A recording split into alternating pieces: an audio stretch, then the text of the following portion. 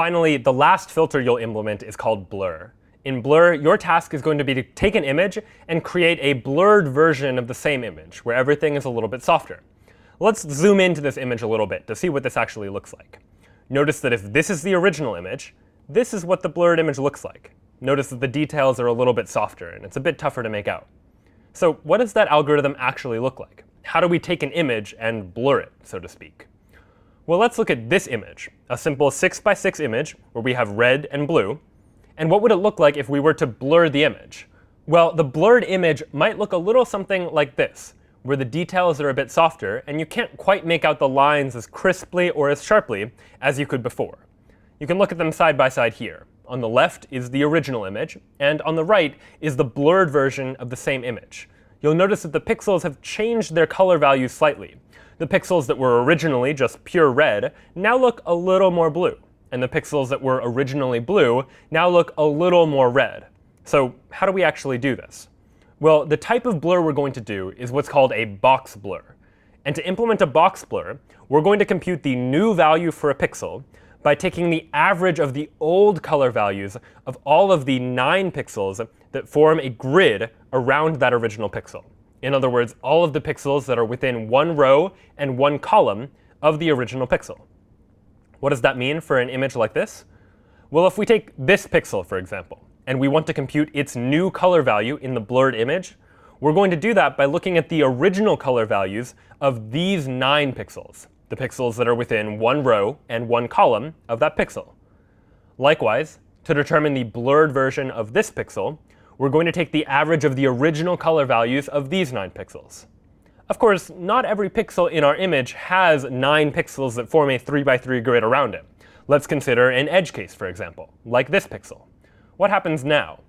Well, instead of averaging 9 pixels to get the new color value for this pixel, we're instead going to average these 6 color values, because these 6 pixels are the only ones within one row and one column of that original pixel.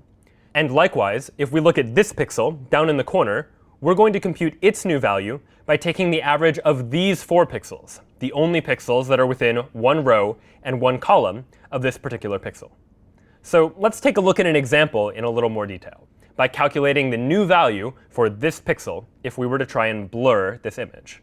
In order to do so, we need to look not just at this pixel, but at all of the pixels within one row and one column of it, which will be this grid of 9 pixels. Let's take a look at them in more detail. Notice that the blue pixels have a blue value of 255 and a red and green value of 0. And the red pixels, of which there are 5 of them, have a red value of 255 and a green and blue value of 0. So what are we going to do to filter the pixel in the middle here? Well, what we're going to do is calculate the average amount of red, the average amount of green, and the average amount of blue. The average amount of red across all 9 of these pixels is 142. 5 of the pixels have the maximum amount of red, and 4 of them have no red. As for green, none of these pixels have any green at all, so the average amount of green is 0. And the average amount of blue is 113. Again, all of these rounded to the nearest integer. So what that means is that the blurred version for this new middle pixel is going to be based on the average of the original color values for all 9 of these pixels, which means it's going to now have a red value of 142, a green value of 0, and a blue value of 113. If we do that same process for each of the pixels in the original image, determining the new color values for each of red, green, and blue by taking the average of the original color values for all of the pixels that are within one row and one column of that pixel, the end result is an image that looks like this, a blurred version of that original image. And once you've done that for every pixel in the image, you can test this by running /filter, passing in -b to specify that you want to run the blur filter, then specifying the input file that you'd like to use as a source, and of course the output file. Once you've done that, you should be able to take the original image and create a blurred version of the same thing. My name is Brian, and this was Blur.